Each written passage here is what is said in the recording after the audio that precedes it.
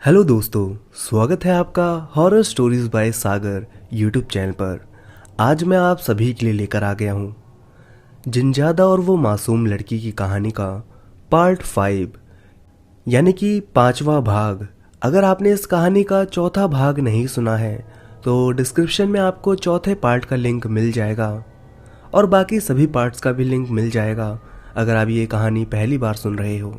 तो बिना समय बर्बाद किए कहानी को कंटिन्यू करते हैं। तो हेडफोन्स लगाइए और इस कहानी को अपनी आंखों के सामने इमेजिन करके सुनिएगा। अगले दिन कॉलेज में फाइजा और दिव्या महक से पूछती हैं कि उसे क्या हुआ था, तो महक कहती है उसे खुद नहीं पता कि उसे क्या हुआ था। ऐसा लगा जैसे कोई भूत ने उसे पीछे से जोरदार मुक्का मारा हो और एक जोरदार चीख मेरे मुंह से निकल गई और मैं बेहोश हो गई, लेकिन मैंने पीछे मुड़कर नहीं देख पाई। दिव्या उसका मजाक उड़ाते हुए कहती है, हाँ, हमने तो 2-4 भूत और जिन पाल रखे हैं ना, ताकि तुम हमें परेशान करो और हम उनसे तुम पर हमला करवाएं। महक गुस्से से दिव्या को घूरती है और कहती है, इसलिए मैं तुम लोगों को नहीं बता रही थी कि तुम लोग यकीन ही नहीं करोगे। दिव्या कहती है, ओ महान देवी, बंद कर अपनी ये भूत प्रेत की कहानी, ये सच में नहीं होते हैं और तू तो शुरू से ही भूत और जिन में पड़ी रहती है। पहले भी तेरे झूठे किस्से सुने हैं, तब मजाक में अच्छा लगता था, अब बेवकूफ़ी लगती है।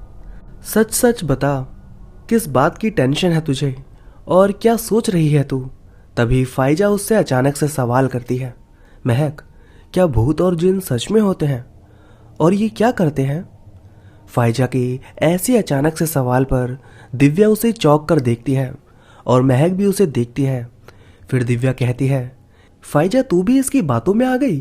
फाइजा दिव्या को मुंह पर उंगली रखकर खामोश रहने का इशारा करती है और महक से पूछती है, बताओ महक, क्या जिन वाकई में होते हैं? महक कहती है, हाँ, ये वाकई में होते हैं और ये हमारी ही तरह होते हैं, लेकिन इनके पास अनोखी ताकतें होती हैं और ये जिसे पसंद कर लें उसे नहीं छोड़ते।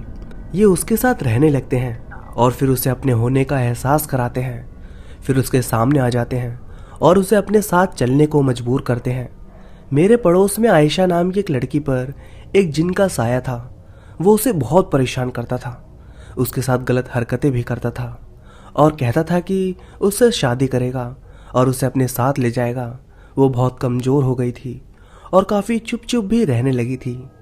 वो जिन उससे कहता था कि तुम सिर्फ मेरी हो और मेरे सिवा तुम किसी के बारे में सोचोगी भी नहीं, सिर्फ मेरी होकर रहोगी, नहीं तो तुम्हारे घर वालों को भी नुकसान पहुंचाऊंगा मैं। वो डर की वजह से किसी से बात तक नहीं करती थी। काफ़ी पूछने के बाद उसने ये सब बताया और फिर उसके घर वाले उसे कालपी में एक मज़ार पर ले गए और वहां जाकर करीब 1 महीने बाद वो ठीक हुई। फाइजा कहती है, और वो जिन, उसका क्या हुआ? महक कहती है, उसे वहीं के मौलवी साहब ने कैद कर दिया। फाइजा कहती है, कैसे पता लगेगा कि कोई भूत परेशान कर रहा है? महक कुछ कहने को होती है कि तभी आसना और सबा उधर आ जाती हैं। सबा कहती है, क्या हो रहा है? अकेले अकेले कौन सी खिचड़ी पकाई जा रही है? आसना एक नज़र फाइजा की ओर देखती है और अपनी आंखें बंद करके एक गहरी सांस लेती है। फिर झट से आंखें खोलकर फाइजा के बगल में बैठ जाती है। उसके हाथ में पहनी हुई वो पुरानी सी अंगूठी चमक उठती है। उसे वो अपने दूसरे हाथ से छिपा लेती है और गौर से उनकी बातें सुनने लगती है। दिव्या चिढ़कर कहती है, कुछ नहीं, ये महक जिन्नामा सुना रही है। फाइजा को और इन मैडम को शौक चढ़ा है उस पर पीएचडी करने का। आसना चौंक कर दिव्या को, फिर फाइजा को, फिर महक को बारी बारी से देखती है, फिर सर झुका लेती है। सबा कहती है, ओह सुनाओ जरा, हम भी तो सुने, क्या भला है ये? कोई फाइजा से कुछ दूर बैठा मुस्कुरा रहा होता है। तभी आसना कहती है, बंद करो ये बकवास, तुम लोगों को आज के नई न्यूज़ के बारे में पता है?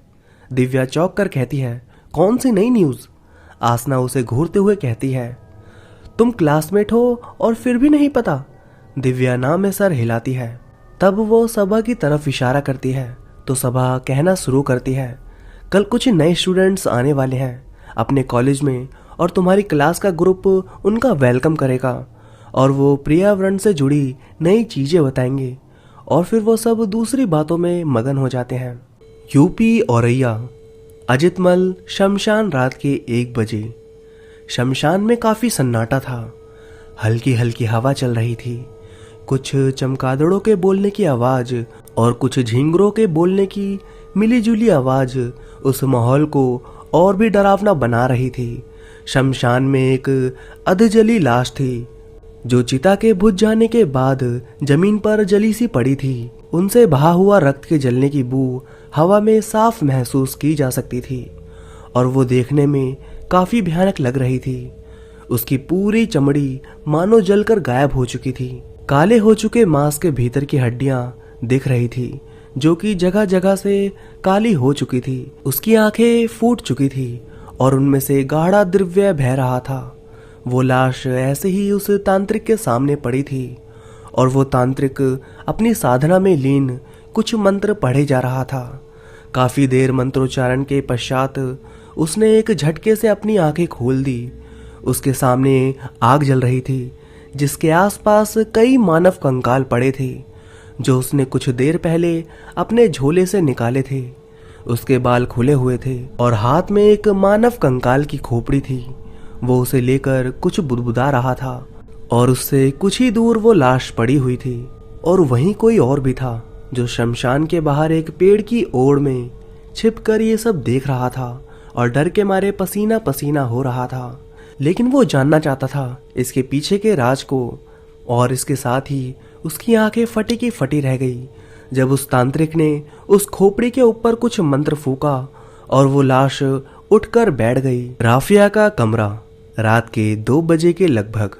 राफिया अपने बेड पर सोई होती है कि तभी अचानक से उसकी आंख खुल जाती है।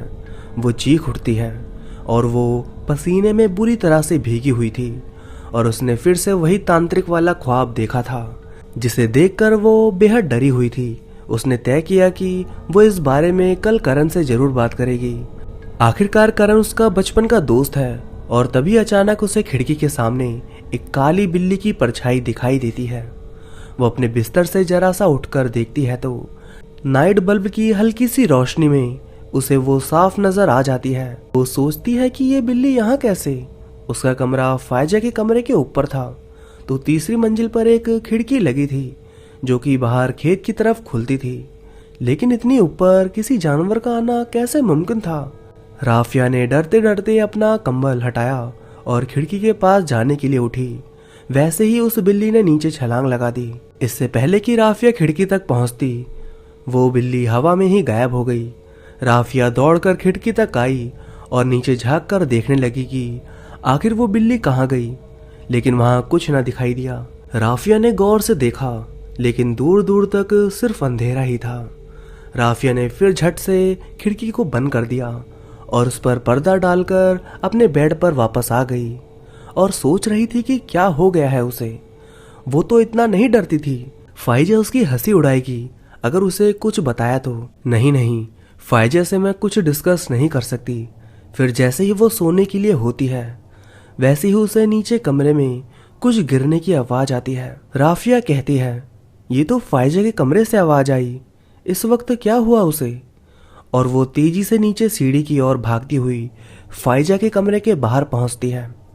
वो दरवाजा खोलने की कोशिश करती है तो वो अंदर से लॉक था। वो दरवाजे को बजाते हुए जोर से आवाज देती है, फाइजा, फाइजा, क्या हुआ, सब ठीक है ना, दरवाजा खोलो। उसकी चीख सुनकर फाइजा के मम्मी पापा भी आ जाते हैं और उससे कहते हैं कि क्या हुआ राफी, बेटा सब ठीक तो है ना, फाइजा को क्या हुआ। राफिया बिना कुछ सुने बस दरवाजा पीटती है और तभी फाइजा गुस्से से दरवाजा खोलते हुए चीखती है, ओह क्या हुआ तुम्हें, आखिर क्यों इतनी रात में पागलों की तरह चिल्ला रही हो, क्या परेशानी है। राफिया उसके गुस्से में लाल चेहरे को देखती है फिर कहती है, मैंने कुछ गिरने की आवाज सुनी। इससे पहले कि राफिया अपनी बात पूरी करती फाइजा उसे बीच में ही टोक कर जवाब देती है, बुरे सपने तुम्हें आते हैं, मुझे नहीं, और अपने इन ख्वाबों को अपने तक ही रखो, किसी और को इतनी रात में डिस्टर्ब मत करो प्लीज, मेरा सुबह टेस्ट है, मुझे सोने दो प्लीज। और इतना कहकर वो धड़ाम से दरवाजा बंद कर लेती है। फाइजा की माँ उसे देखती है फिर राफिया को देखती है तभी फाइजा के पापा राफिया से कहते हैं, राफी बेटा, डोंट माइंड, यू नो हर, वो शुरू से ही इतनी गुस्सैल है, तुम ज्यादा मत सोचो, जस्ट रिलैक्स, हम इस बारे में तफसील से सुबह बात करेंगे। आपको अगर डर लग रहा है तो आप फाइजा की माँ के साथ सो जाओ। राफिया को उसके अंकल शुरू से ही बहुत प्यार करते थे, वो उसे अपनी ही बेटी की तरह मानते थे। राफिया के पापा की डेथ के बाद राफिया अपनी माँ फाइजा की मामी के साथ कानपुर शहर में रहती थी, लेकिन वो हर महीने गांव आ जाती थी। राफिया के पापा उसे ले गए थे जब वो 5 साल की थी, फिर 9 साल तक उसे वहां नहीं आने दिया। वजह राफिया ने कभी पूछी ही नहीं, क्योंकि उस वक्त वो काफी छोटी थी। लेकिन जब 9 साल बाद वो नहीं रहे तो फिर से राफिया का इस गांव में आना जाना हो गया और फाइजा से उसकी बात भी होने लगी। और वैसे भी फाइजा के पापा वासित अली उसे बहुत प्यार करते थे, वे उसे फाइजा की ही तरह चाहते थे और फाइजा इस बात से अब चिढ़ने लगी थी। उनके इस तरह प्यार से कहने पर राफिया कुछ सुकून महसूस करती है और फिर वो कहती है, no uncle, it's all right, maybe it's my misunderstanding, आप लोग जाएं, मैं भी जा रही हूँ, गुड नाइट। और उनका जवाब सुने बगैर झट से सीढ़ियाँ चढ़ती हुई ऊपर कमरे में आ गई और फिर से उन्हीं सोचों में डूब गई। पता नहीं उसे कब नींद आ गई। फाइजा का कमरा, रात के 1 या 1:30 बजे के वक्त फाइजा बेखबर सो रही थी और वो साया नाइट बल्ब की हल्की सी रोशनी में उसे देखे जा रहा था। रूम का टेम्परेचर नॉर्मल से कुछ ठंडा हो चुका था।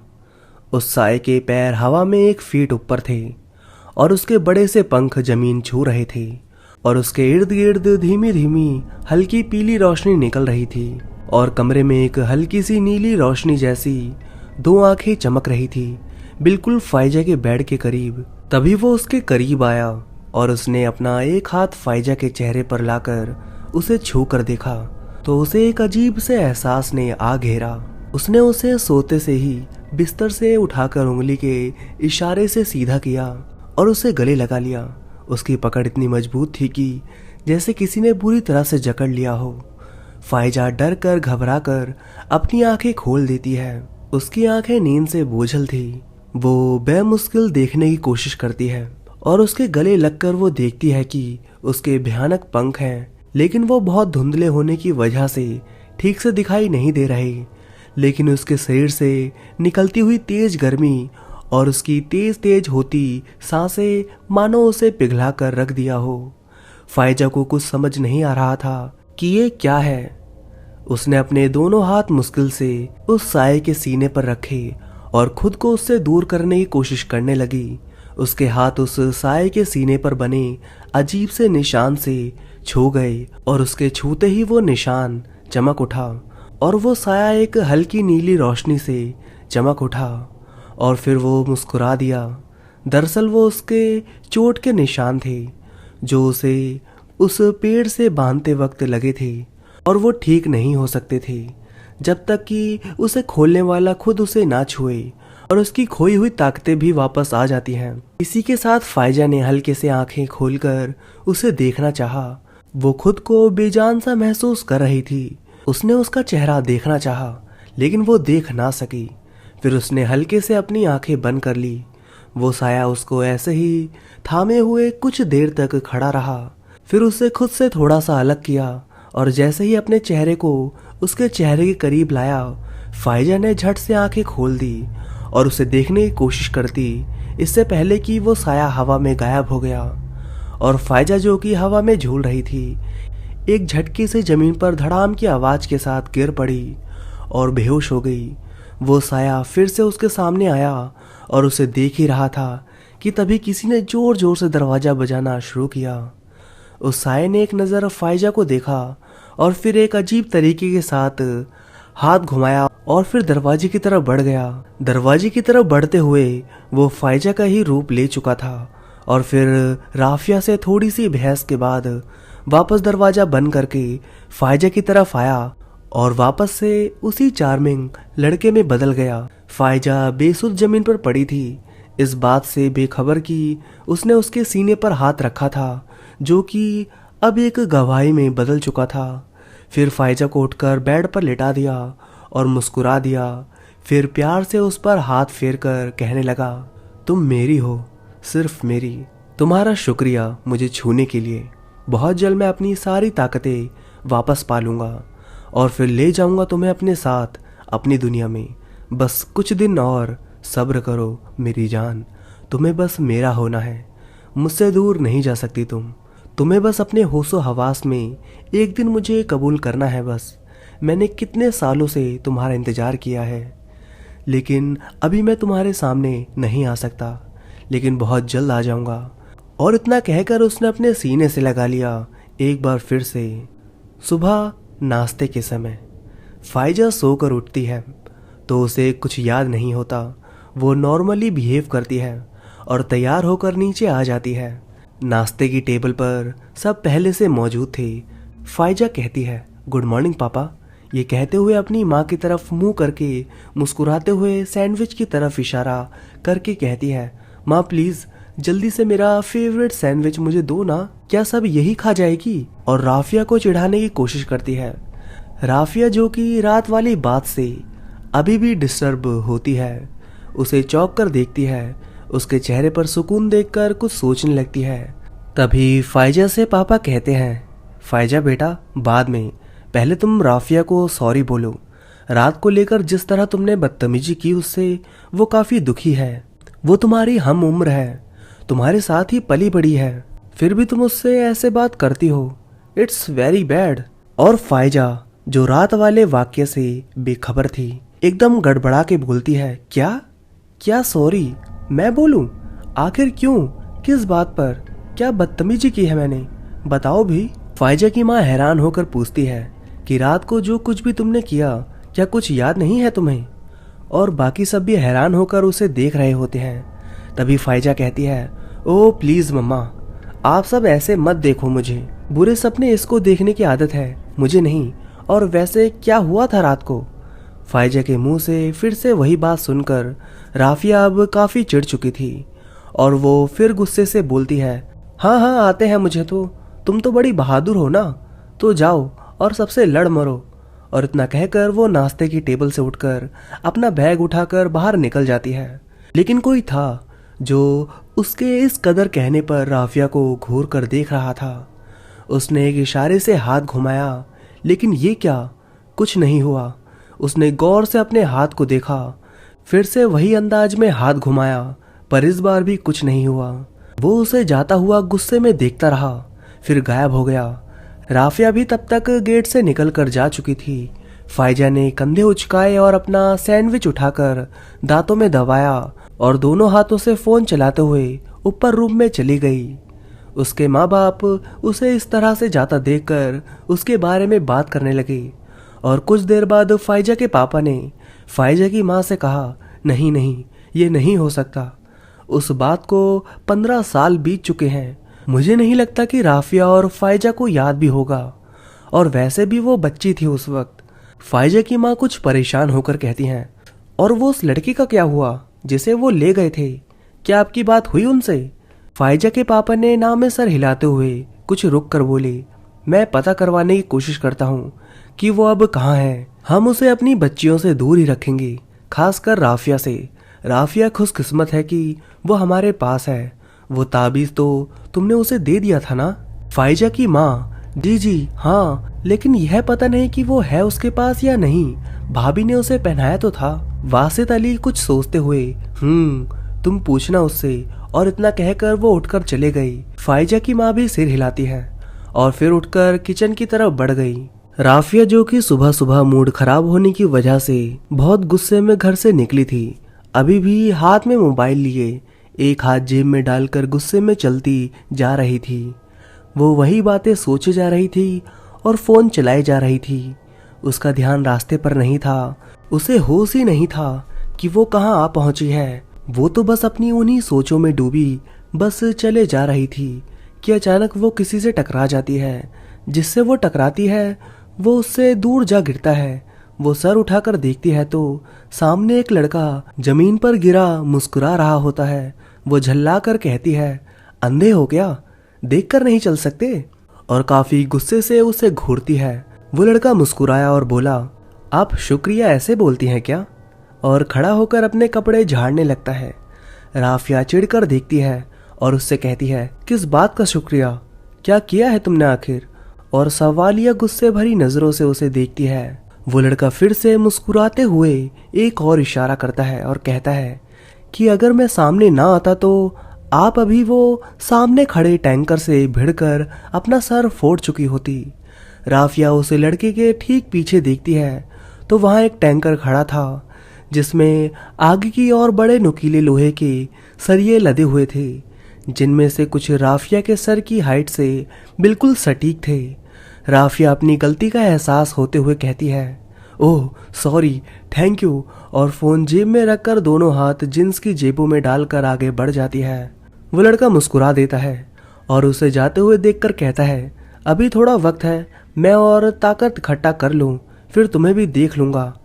इतना कहकर वो लड़का कुछ दूर तक चलता है, फिर वहीं कहीं गायब हो जाता है। राफिया, जो कि अभी भी कुछ सोच रही थी, अचानक से चौंक उठती है और पीछे पलटकर देखती है, लेकिन वहां कोई नहीं होता। वो खुद से ही कहती है, इतनी जल्दी कहाँ जा सकता है ये भला? अभी तो यहीं था, इसे मैंने कहीं देखा है, ये मुझे कुछ जाना पहचाना सा लग रहा था, मुझे याद क्यों नहीं आ रहा? ओह, कहाँ देखा है इसे? वो इतना सब सोचती है, लेकिन उसे कुछ याद नहीं आता कि उसने इस लड़के को कहाँ देखा है। लेकिन उसने इसे कहीं तो देखा होता है, लेकिन कहाँ, उसे कुछ याद नहीं। फिर राफिया अपना सर झटक कर फिर से उस ओर चल देती है। उसे जल्द से जल्द करण से मिलना था और एक बार फिर से कोई उसका छुपकर उसका पीछा करने लगा था। दूसरी ओर कुछ देर बाद वही लड़का वही शमशान में उस तांत्रिक के पास आता है और कहता है, मैंने अपना काम कर दिया है बाबा, अब मुझे वो लड़की पहचान लेगी, मैं जल्द ही उससे दोस्ती कर लूंगा, जैसा आप चाहते हो वैसा ही होगा, इतने सालों की आपकी मेहनत बेकार नहीं जाएगी, इस बार नहीं, इस बार हर कीमत पर हम ये लक्ष्य हासिल कर लेंगे, बस आप मुझ पर यकीन कृपा बनाए रखें। वो तांत्रिक जो आंखें बंद किए उसकी बात सुन रहा था, कोई प्रतिक्रिया नहीं देता और ऐसे ही अपने ध्यान में मगन रहता है। और वो लड़का चुपचाप अपनी बात कहकर वापस मुड़कर चला जाता है। उसके जाते ही तांत्रिक मुस्कुराते हुए मंत्र उच्चारण करने लगते हैं और अपनी साधना में लीन हो जाते हैं। फाइजा, जो कि अभी कॉलेज में थी, वो बार बार पीछे मुड़कर देख रही थी। उसने नोटिस किया कि करण कुछ डिस्टर्ब लग रहा है। उसने 2 लेक्चर भी मिस कर दिए थे और अब जब से आया था काफी गुमसुम सा था। और दिव्या और महक भी कह चुकी थी काफी बार कि आज इसे क्या हुआ, ये कहाँ खोया हुआ है और ये ऐसे क्यों बिहेव कर रहा है। और जैसे ही लंच होता है वैसे ही दिव्या उसके पास आई और कहने लगी, करण, व्हाट हैपन, तुम ऐसे कहाँ गुम हो? करण ने एक बार सर उठाकर उसे देखा, फिर फाइजा को, और फिर बिना कोई जवाब दिए हेड डाउन कर लिया। उसकी आंखें सूजी हुई थी और उसका चेहरा उतरा हुआ था। करण कॉलेज के गेट के बाहर खड़ा इंतजार कर रहा था। वैसे ही उसे राफिया दिखी, वो काफी परेशान लग रही थी। करण उसके पास दौड़कर आता है और पूछता है, क्या हुआ राफिया, सब ठीक है ना? राफिया ने करण की तरफ देखा और अपना सर हिलाते हुए कहा, हाँ सब ठीक ही है, तुम बताओ तुम कैसे हो, क्या पता चला तुम्हें? करण उसकी तरफ देखकर कहता है, यहाँ आने के बाद सिर्फ एक ही बात पता चली है और वो ये कि फाइजा को कुछ नहीं मालूम कि क्या हुआ था। वो भूल गई है सब, उसे हमारी दोस्ती और लड़ाई या फिर वो तांत्रिक वाली बात याद ही नहीं है। शुक्र है तुमने तो पहचान लिया था मुझे, मगर मुझे भी बस इतना ही याद है कि तुम्हें वो तांत्रिक उठाकर ले जाना चाहता था, लेकिन तुम्हारे धोखे वो फाइजा को ले गया। वो तो भला हो उन गांव के लोगों का जिन्होंने एंड वक्त पर आकर फाइजा को बचा लिया और फाइजा बेहोश थी। मैंने बस लोगों के मुंह से ये सब बातें सुनी थी कि एक लड़की को एक बाबा से छुड़ाया गया है और वो बाबा कह रहा था कि वो लड़की एक देवी है जिसकी बलि दी जानी जरूरी है। मुझे ये सब झूठ लगा था, लेकिन मैं देखना चाहता था और मैंने जब तुम्हें देखा तो तुम एक आम सी लड़की थी, लेकिन जब उस तांत्रिक ने दोबारा तुम पर हमला किया तब हम सब साथ में खेल रहे थे और मैंने खुद उसे ये करते देखा। तब तुम घर में छुप गई थी और वो फाइजा को ले गया। तब मैंने ही अंदर जाकर अंकल को बताया था कि एक तांत्रिक फाइजा को उठाकर ले गया है। और तुम्हें फिर से वही सपने आ रहे हैं क्या? राफिया को अपना सर थामते देखकर अचानक से करण ने सवाल किया। तो राफिया जो दोनों हाथों से अपना सर थाम रही थी, उसने धीरे से हाँ में सर हिलाया और फिर वहीं बैठ गई। करण ने उसकी जेब से एक लाल रंग का धागा निकाला और उसकी आंखों से लगा दिया। राफिया कुछ देर तक वैसे ही बैठी रही, फिर उठ खड़ी हुई और करण से बोली, जब तक ये धागा है शायद मैं ठीक रहूं। और इतना कहकर वो धागा उसने करण के हाथ से लेकर वापस अपनी जेब में रख लिया। फिर करण से बोली, करण अब मैं चलती हूँ, तुम फाइजा का ख्याल रखना। वो मेरी वजह से फिर से मुसीबत में ना आए। मैं चाहती हूँ कि उसके आसपास तुम रहो। बाकी मैं किसी पर भी यकीन नहीं कर सकती, और जब तक ये धागा मेरे पास है किसी भी तरह से कोई भी शक्ति मुझे छू नहीं सकती, ना ही मुझे पहचान सकती है कि मैं कौन हूँ। इतना कहकर राफिया ने वो धागा अपने गले में पहन लिया। करण भी कंधे उचकाकर वापस कॉलेज में चला गया। फाइजा को करण नजर ही नहीं आ रहा था। क्लासरूम में वो बार बार पीछे पलट कर देखती और खुद से कहती, पता नहीं ये लड़का कहाँ चला गया है। मैं क्यों इसके बारे में इतना सोचती हूँ। पता नहीं ये क्यों मुझे अच्छा लगने लगा है कि बार बार इसको देखने का दिल करता है। उफ, इतना बुदबुदा कर वो अपना सर झटक कर अपनी बुक्स ओपन करके पढ़ने लग जाती है, इस बात से बेखबर कि कोई उसकी ये बात सुनकर गुस्से से आग बबूला हो रहा था। और उधर करण जो क्लास में एक कोने पर अभी कुछ देर पहले आकर बैठा था, राफिया की बात सोचते हुए उसने काफी देर से हेड डाउन कर रखा था। तभी उसको धीरे धीरे बुखार चढ़ने लगता है और उसकी आंखें भारी होने लगती है और चेहरा लाल हो जाता है। जैसे ही लंच होता है, फाइजा और दिव्या दोनों उसके पास आती हैं। दिव्या पूछती है कि क्या हुआ। करण कोई जवाब नहीं देता, बस जरा सा सर उठाता है और फिर वापस सर बेंच पर रख लेता है। दिव्या करण के दोस्त जय और अमन को बुलाकर कहती है कि इसे क्या हुआ, देखो तो। वो दोनों कहते हैं कि पता नहीं ये कहाँ था, हम तो खुद इसे ढूंढ रहे थे, ये यहाँ कोने में घुसा था। तभी अमन उसके कंधे पर हाथ रखता है और उसे घूर कर कहता है, ओए तुझे तो तेज बुखार है, तूने बताया क्यों नहीं। फाइजा, जय और दिव्या तीनों उसे चौंक कर देखते हैं। करण सर उठाकर कहता है, मुझे घर ले जा सकते हो तुम लोग। अमन और जय दोनों एक साथ बोले, अरे ये भी कोई कहने की बात है भला, तू दोस्त है, तू हुक्म कर, तेरे लिए ही सुबह से इधर उधर फिर रहे थे, चल अब घर चल। करण उठने की कोशिश करता है लेकिन लड़खड़ा जाता है, तो जल्दी से वो दोनों उसे सहारा देकर उठाते हैं। फाइजा उसकी ऐसी हालत देखकर आंखों में आंसू ले आती है, लेकिन खुद को मजबूत दिखाते हुए उससे कहती है, करण तुम्हें बताना चाहिए था अपने दोस्तों को कि तुम्हें बुखार है। करण बेमुश्किल उसकी तरफ देखता है और मुस्कुराते हुए वहां से चला जाता है। तो दोस्तों, कहानी अभी बाकी है। इस कहानी का छठा पार्ट जल्द ही आपको सुनने को मिलेगा, तो हमारे साथ बने रहिए और चैनल को सब्सक्राइब कर लो, क्योंकि जैसे ही मैं इस कहानी का पार्ट 6 यानी कि भाग 6 डालूंगा तो आप सभी के पास इस कहानी का नोटिफिकेशन पहुंच जाएगा। तो अब मैं आप सभी से मिलता हूं इस कहानी के नेक्स्ट पार्ट के साथ। तो तब तक के लिए धन्यवाद दोस्तों। कहानी यहाँ तक कैसी लगी ये भी आप कमेंट करके बताइएगा और चैनल को सब्सक्राइब करना मत भूलिएगा।